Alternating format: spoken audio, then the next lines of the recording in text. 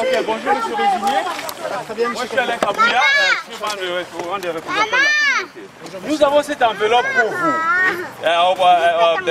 qui vient de la Pareco Canada. Mais avant ça, avant de vous le passer, j'ai un message à vous lire. Et puis le reste, vous allez le lire. Il y a un mémo et le même message que je vous laisse. Nous, Congolais, disons non au sommet de la francophonie à Kinshasa en République démocratique du Congo. Non à la légalisation des viols de femmes congolaises chaque jour, sans exception, à l'est de la République démocratique du Congo et dans le reste du pays. Non au génocide de 8 millions de Congolais en République démocratique du Congo. Non à la légalisation au hold-up électoral de novembre 2011.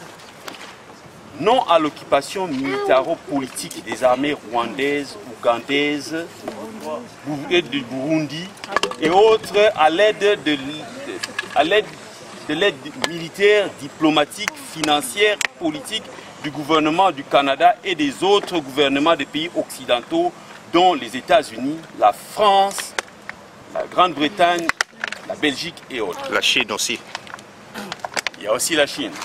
Non pour aller dépenser des millions à faire des photos, à dormir dans des hôtels, à faire des tours inutiles dans un pays où les habitants, où nous comptons maintenant 95% de chômage de la population sans emploi et qui manque d'eau potable, de l'électricité et qui meurt de faim. Nous ne voulons pas qu'on ait dépensé des millions là-bas pour rien. Il y a bien d'autres choses qu'on peut faire avec ces millions-là. Non pour aller dépenser des millions dans un pays dont la population meurt chaque jour par manque d'accès aux soins de santé. Surtout pire encore, des femmes qui accouchent et qui sont retenues en prison dans des hôpitaux, dans des cachots, bien conçus dans des hôpitaux, parce qu'ils ne peuvent pas payer leur bill d'accouchement. Non à la mission des Nations Unies en République démocratique du Congo, qui ne fait pas son travail, qui est de protéger la population civile et qui est impuissante devant des groupes armés d'occupation, dont le M23, les Raïa Mutombo, qui les FDLR et les autres. Non aux multinationaux qui exploitent les richesses de la République démocratique du Congo, dont le coltan, l'or, le cuivre, les diamants et autres dans le sang, sur le sang des Congolais.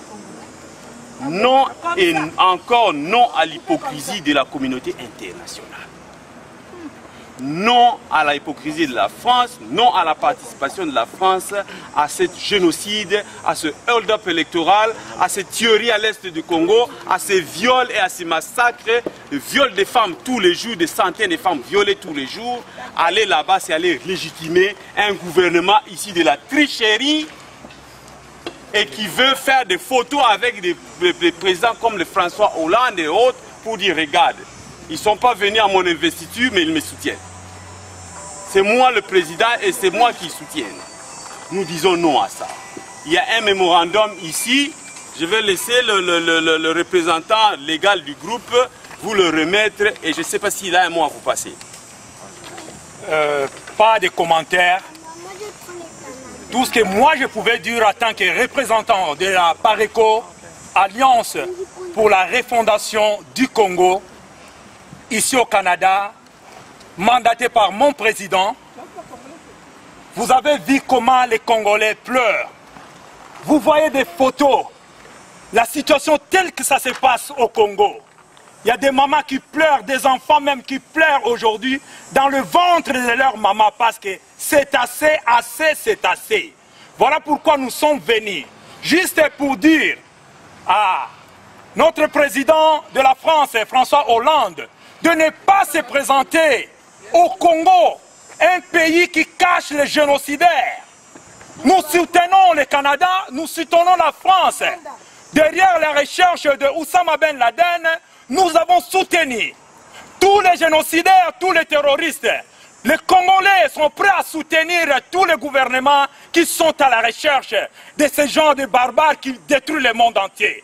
Voilà pourquoi nous ne voulons pas des renommés comme de François Hollande, notre cher Premier ministre, Stephen Harper et les autres que je ne peux pas citer, même le président des États-Unis, de ne pas se présenter dans ces pays qui gardent encore des génocidaires Kundabatoire, Bosco Tangana avec M23, vous êtes au courant de tous les Rwandais qui occupent notre pays, qui dirigent notre pays.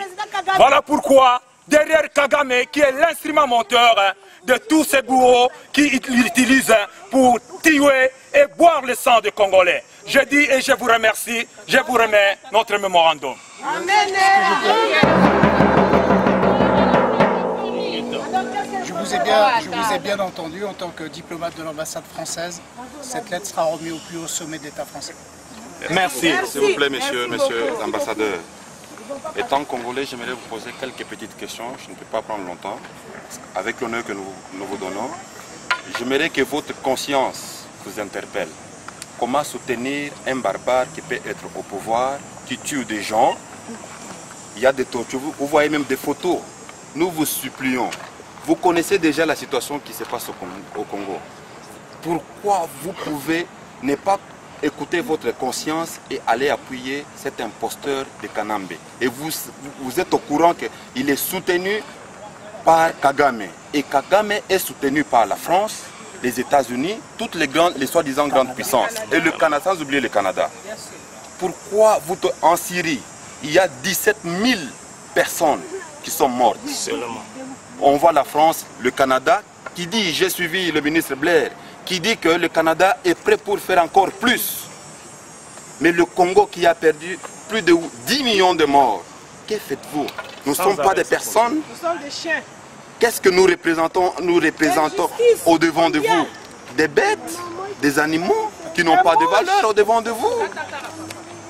Mais nous voulons que lorsque vous venez au pays pour investir, nous voulons que la population aussi puisse aussi en bénéficier. Mais lorsque vous venez,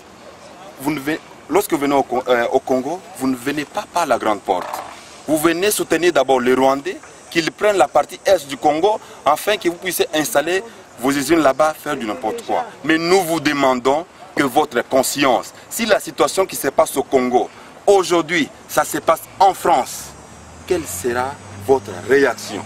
Ou quelle serait votre réaction? Voilà pourquoi nous vous demandons que nous soyons notre bouche, l'une des bouches qui va soutenir le peuple congolais. Nous sommes déçus de la réaction des Occidentaux. Faites quand même quelque chose. Nos familles pleurent, nos mamans pleurent. Merci beaucoup. Je vous ai parfaitement entendu et comme je vous l'ai dit, cette lettre sera remise à qui veut. Ok, merci beaucoup. Merci.